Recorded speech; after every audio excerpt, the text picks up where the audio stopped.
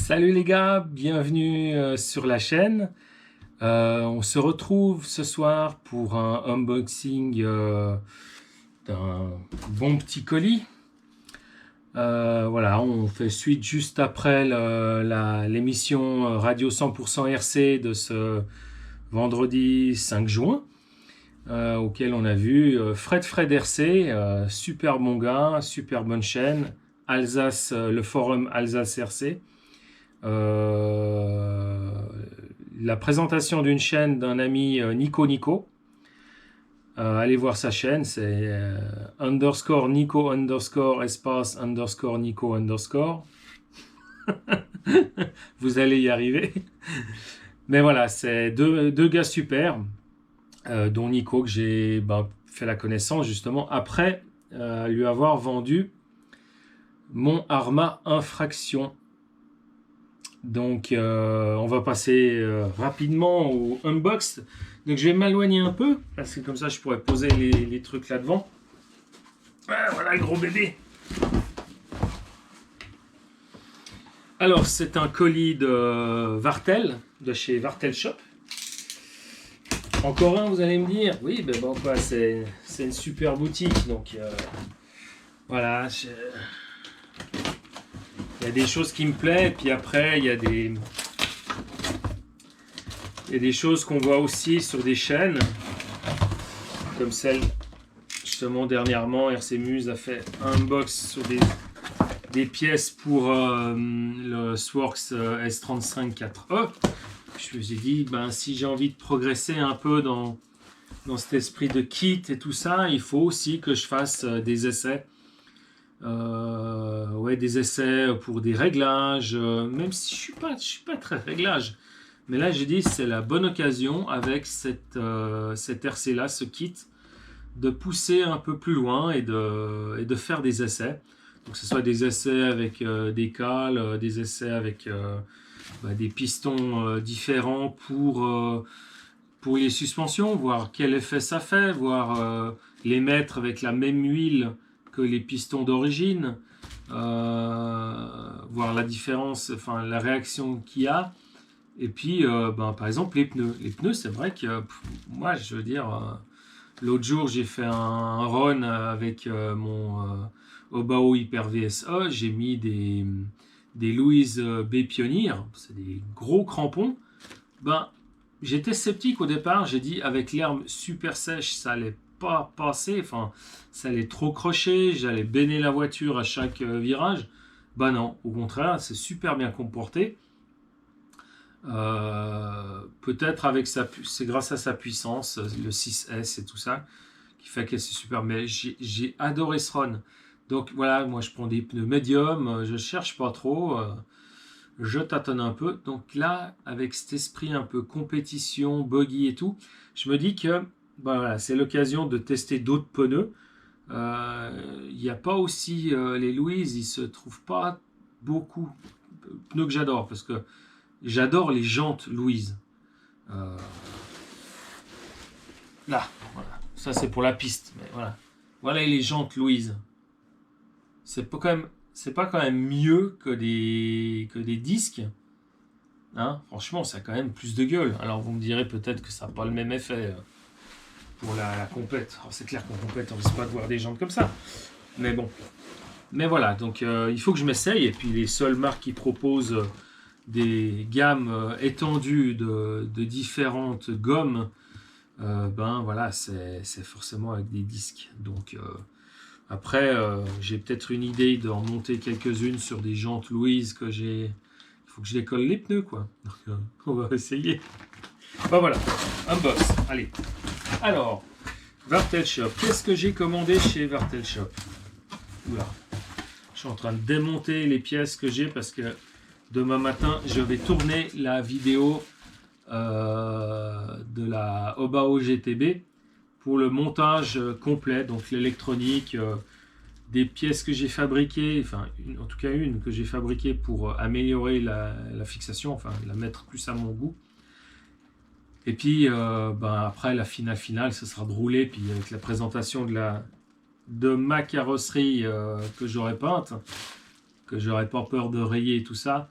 Et puis peut-être, je sais pas, plus tard les carrosseries qui seront peintes par BRZ, RC Passion. Allez, hop, yeah. Qu'est-ce que j'ai commandé? Eh ben, à force de faire des diffs, voilà, c'est en prévision de. J'aime bien prévoir. J'attends pas de voir la fin du pot avant de commander. Donc, j'ai recommandé en fait de la graisse anti-friction que j'ai parlé un peu lors de la vidéo de montage de la GTB, la première partie avec les diffs. Ensuite, qu'est-ce qu'on a? Oui, on a en fait des cales plastiques, voilà, pour la S35, voilà, pour me permettre en fait de faire des réglages, de m'essayer au réglage. Donc on verra bien si ça me plaît ou au contraire ça me gave. Mais non, je vais dire, il faut toujours essayer. On peut rien critiquer tant qu'on n'a pas essayé. Qu'est-ce que j'ai pris là? C'est quoi? Ah oui, un câble de charge pour charger des batteries qui ont juste une fiche Futaba, quoi.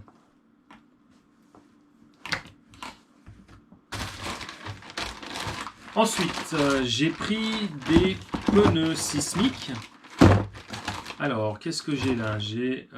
Voilà. Donc là, j'ai pris des sismiques rapides, à force de voir les gens prendre ces pneus. Évidemment, c'est vrai que les collets, il n'y en a pratiquement plus aucun.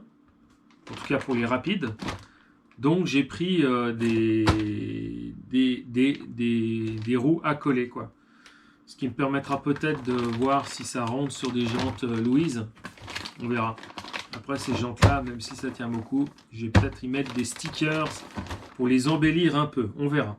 Donc là, j'ai des sismiques rapides 21-40 degrés. C'est peut-être un peu trop. J'ai une petite conversation par Messenger avec Yann Ménard. Ex-Yann Ménard Dark Vador, parce qu'il est passé du côté de la force lumineuse. Il a quitté le côté obscur. Il m'a dit justement, et j'ai bien fait d'en prendre aussi, j'ai les sismiques rapides en 15-25 et il m'a dit que justement c'était bien en tout cas pour ce que je voulais en faire. Parce que je ne suis pas une personne de piste, vous le savez en fait, je suis plus une personne de bâche et de loisirs. Et c'est vrai que quand on veut chercher des pneus, des roues en fait chez d'autres, Louise par exemple, on va dire que c'est pour le bâche, on tombe sur par exemple Sismic qui sont l'air d'être j'en suis persuadé, une très bonne marque. Mais quand on regarde en fait le tableau pour dire quel pneu choisir, s'il faut prendre rapide, il faut prendre Magma, il faut prendre Waypoint, enfin j'en passe. C'est surtout des qualifications de pistes. Alors c'est pour moquette, c'est pour pistes non poussiéreuses, ainsi de suite. Et après on se dit mais ouais attendez, mais moi quand je bâche, je suis dans la boue, je suis dans de la terre de champ, hein. Je suis dans de la terre sèche, je suis dans de la terre humide, boueux, je suis dans de l'herbe haute, je suis dans de l'herbe d'un champ, d'une prairie qui a été coupée. Alors il ne coupe pas version green de golf, hein. C'est coupé à 7 cm. Puis souvent, la base de l'herbe de prairie, c'est quand même une herbe qui est assez dure, hein, puis assez grosse. Donc voilà, donc quand on arrive là-dedans, je dis mince, je trouve pas mon compte. Ce qui est dommage. Il faudrait que ces marques-là pensent un peu justement aux bâcheurs aussi, qui sont intéressés par leurs pneus. Et vu que c'est des bonnes marques pour la compétition, il n'y a aucune raison qu'ils ne sachent pas faire de bons pneus pour le bâche et le loisir. Au contraire, on s'est même rassuré de savoir qu'une marque qui fait du bon pneu de compétition se lance dans le loisir et le bashing, et après tu pourras acheter ces pneus les yeux fermés. En tout cas pour la qualité de gomme, parce que dans le bâche et le loisir, je peux vous garantir, il y en a de la M en termes de pneus. Bon, la M, elle vient surtout du pays du soleil levant, non pas soleil, enfin de Chine, on va dire les choses. On va appeler un chat un chat. Donc voilà, Yann m'a dit que des 15-25 conviendraient très bien. Ah oui, pourquoi j'ai pris rapide? Parce que justement, dans le tableau de Sismic, en fait, il y avait une ligne, c'était marqué herbe arrachée, ou herbe coupée, enfin herbe arrachée, un truc comme ça. Je dis, tiens, c'est ce qui s'approche le plus d'une prairie qui a été fraîchement coupée, où on laisse l'herbe comme ça traîner une fois qu'elle a été coupée. Donc voilà, je vais tester sur mon champ, en fait, dans l'endroit où je vais tout le temps. Sauf que là, en fait, vu qu'il a plu, c'est détrempé, ça me gonfle un peu. Donc je vais plutôt me trancher sur les essais de ma GTB après. Voilà, super, je suis content. Un carambar que j'ai pas commandé, mais gracieusement offert par Vartel. Et puis, parfois il y a des trucs dans les fours là. Je dis, mais il y a des trucs fragiles ou quoi? Qu'est-ce que j'ai commandé? Ah, mais oui, je suis bête, bien sûr.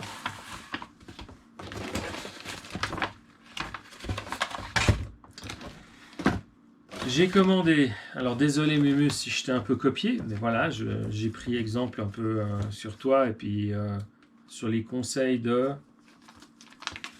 Je vais dire une bêtise, donc je vais pas dire. Merci à celui qui t'a conseillé toi. Donc c'est des pistons pour les amortisseurs. Donc c'est des pistons, alors d'origine c'est des 6 fois 1,5 je crois. 6 fois 1,5 il me semble. Pas dire de bêtises. Je corrigerai dans la vidéo de montage. Ou je corrigerai en fait ici ou là pendant que je ferai le montage de la vidéo. Donc là c'est des 8 fois 1,3 et 1,2. Voilà. En plus il y a 2 trous en plus, puis en plus ils sont obliques. Alors je verrai bien qu'est-ce que ça amène d'avoir les trous obliques plutôt que de droit, enfin, dans l'axe du piston. Je vais bien voir. Je ferai d'abord l'essai évidemment stock de la voiture. Comme j'ai dit dans l'unboxing de cette voiture, je ne sais pas si je vais le faire avec les huiles d'origine, voilà, parce que dans l'herbe là ça risque de patiner un peu sec avec les huiles qui sont d'origine. Enfin voilà. Skid plate métallique, ils sont sacrément lourds les cocos. Voilà, enfin je voulais tester. Après clairement 33,90 € pour 2 plaques de métal. C'est bien parce que je voulais y tester, autrement je n'aurais jamais pris, je les fabriquais moi-même. Hein. J'ai la matière pour les... Sauf que j'ai la matière pour les fabriquer, donc pas en métal mais en PVC, tout ça. Parce que 33 € pour 2 bouts de tôle qui coûtent 10 centimes chacune, le bout de tôle, c'est vraiment on va dire, ce forks là, vous foutez de la gueule du monde. Petit coup de gueule fini. Il faut bien en faire de temps en temps, non? Allez, pour redonner le sourire, voilà, j'ai des tapis de stand Audi. Et je me dis que voilà, avec les vidéos, c'est pas mal de plutôt que d'avoir Audi, d'avoir une autre marque, VS Line. Voilà, donc ce tapis VS Line va remplacer celui-là qui est juste ici lors des prochaines vidéos.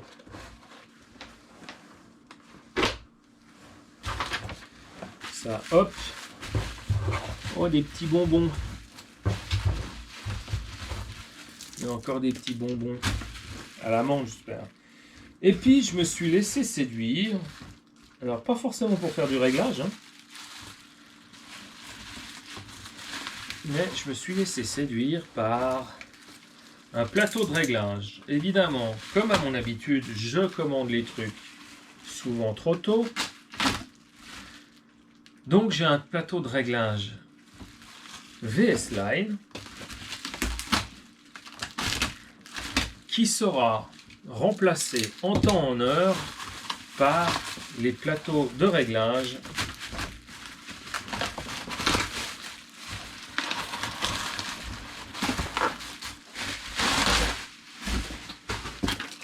si j'espère bien que c'est ce qu'on a deviné dans